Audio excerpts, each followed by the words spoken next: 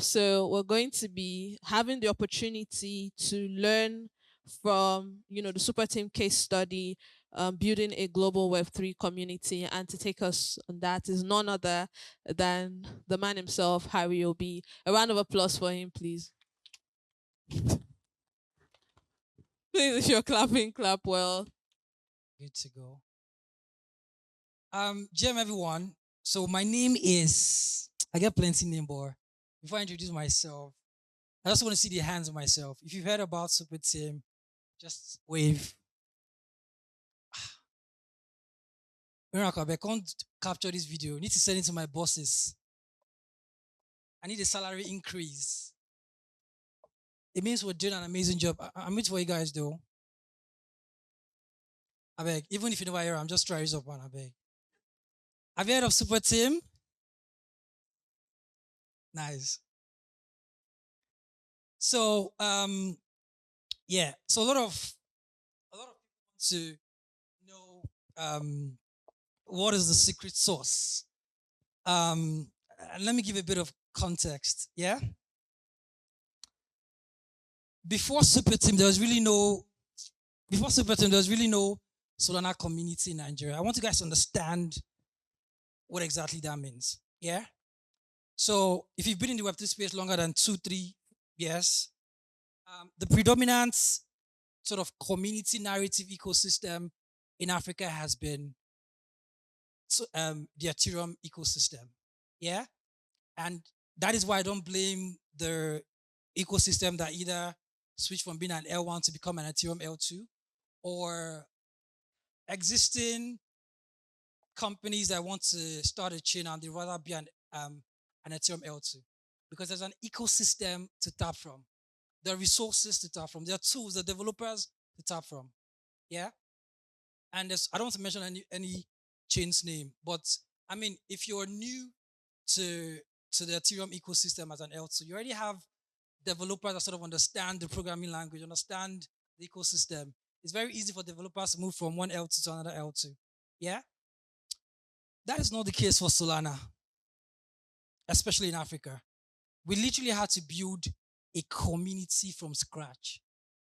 So the fact that someone met me outside and said, you can't mention top 3 community without mentioning Super Team. It speaks to the fact that amazing work has gone into building this super duper dope community. And I'm just going to give you like some tips. How many minutes do I have, Muna? Let's give you some tips of some of how we've been able to do this. And this is going to be a global example, not just African example. So how do you build a multi-million-dollar crypto community?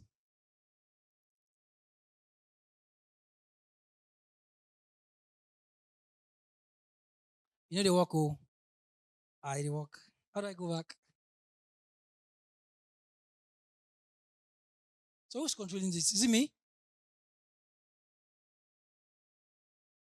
Oh, I good. More technology. So Super Team is present in 14 countries. It started in India and currently is in the UK, Germany, Vietnam, Malaysia, Nigeria. And so far we've generated $6 million in community GDP. We've had 5,000 plus hackathon registrations and 50,000 physical meetup. That's an incredible number for a small community. Yeah. Now, before I jump into it, so who is Harrison? Some of you might be wondering. First of all, I'm the co-lead of Super Team Nigeria. So I lead the Nigerian chapter. I'm primarily in charge of marketing and community. We have another lead who is largely in charge of business dev, partnership, overall strategy. I also, because of the work that I do with Super Team, I also help with African expansion for Solana ecosystem projects. And then in my spare time, I advise global and local Web3 projects. So that's me in a summary. I'm not going to tell you my history because I'm a bit embarrassed about that. For those of you that know, just put down for your chest. No loud down. Those now anyway I don't work before. No loud down. So yeah. So introduction. Yeah. So the human operating system runs on communities. Yeah, it is the sense of community is probably one of the oldest and most primitive human senses which was developed. A community offers a sense of mutuality, connection, security, and empathy. There's this innate natural urge to blend, to belong to a community. Yeah, true or false?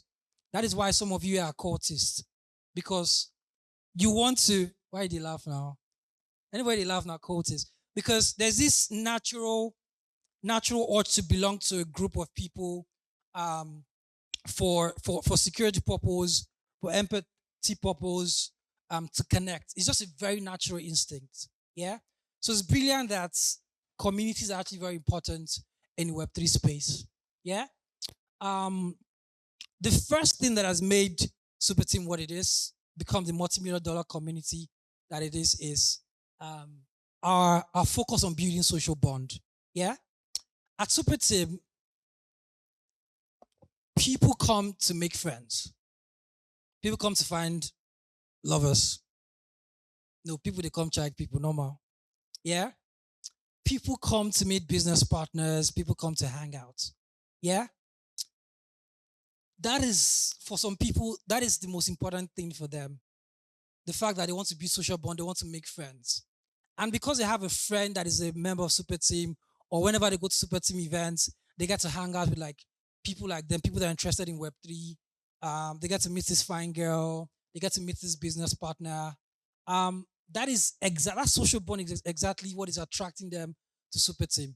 The other things that we do as a community, including jumping on bounties, building the Solana ecosystem, getting Instagram, helping with venture capital introduction, are just something you see on the layer.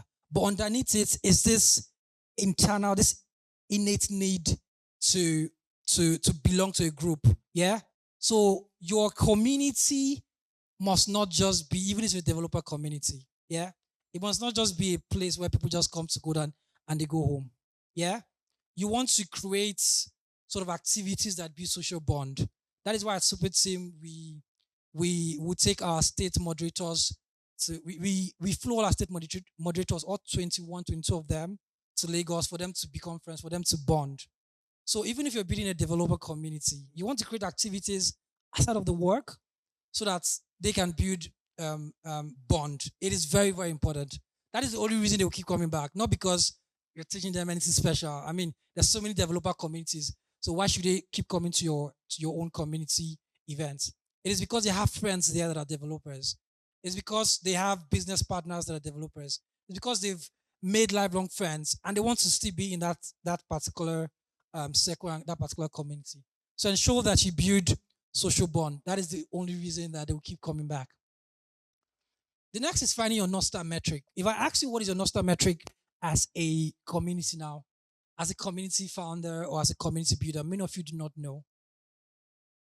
If I ask you what is your North Star metric, or we're a developer and so what, we're a developer community and so what, we're a designer community and so what. At Super Team, there are three key anchor points. One is capital, one is content, and one is community. Every damn thing that we do is centered around these three things. It's our North Star metric. Yeah. So capital, making money for the community, making money for the members, being productive. Content, as you can see, content is part of our DNA. So, like Mona said, what are they doing? So, what kind of marketing are they doing that is making them the talk of the town? It's because content is part of our DNA. We actively push out content as a community. We encourage community members to push out content. We incentivize content, actually. We have grants for content. Yeah. We also have bounties for content. So that should also, that is also what has made us basically the community that we are today. And that is community. Community is very important. Yeah. Everything that we do is centered around this. The fact that I've already talked about social bond, I've already talked about just that natural innate need. We understand sort of that insight, and that is guiding everything that we do at Super Team. Another point that might probably look very banal and very consequential is actually hiring overqualified talent. What does that mean? Yeah, what does that mean? I'll give an example. Becca, who is the lead for Super Team Germany, has a PhD. She has no business managing a community. The community managers, like the community manager, for example, in secondary school and universities, are doing an amazing job. But what does a PhD holder have to do with managing a community? So what's the super team globally are have been able to do is before they open a super team chapter, they want to find the best talents in that region in terms of bidding, in terms of content, in terms of marketing. Yeah. Also, I don't know if I'm overqualified, but I'm starting my doctorate degree in October. I've handled marketing for two top five centralized exchanges. My lead also has multiple degrees from foreign universities. We have no business managing a community. We've handled multi-million dollar businesses, but SuperTeam Globalies are the strategy is, you know what, regardless of where these people are coming from, I want to hire the best in the field. And the example is just abound from Super Team UK to Germany. You find the most qualified talents and you give them the gig. We also we also utilize this strategy when hiring our state moderators. So currently, Super Team is in 23 states, active in 23 states. And one of the things that we do is we find people that are very competent. Miracle that just gave his speech handles the Kano community. Miracle has done an amazing job with several projects. Yeah. He's also a marketing manager for another project, but he works as a community manager for Super Team in Kano. It's just incredible how we utilize this strategy. You find the most qualified people, you tell them, we know so you don't pass this work or as community manager, but come help us run this ship. And that has been really instrumental to our growth as a community. Another one is setting smart objectives. I mean, you can claim that you're the best community. We have won hackathon, we have done this, you've done that. But if there's no evidence, I mean, how can you prove that? Yeah.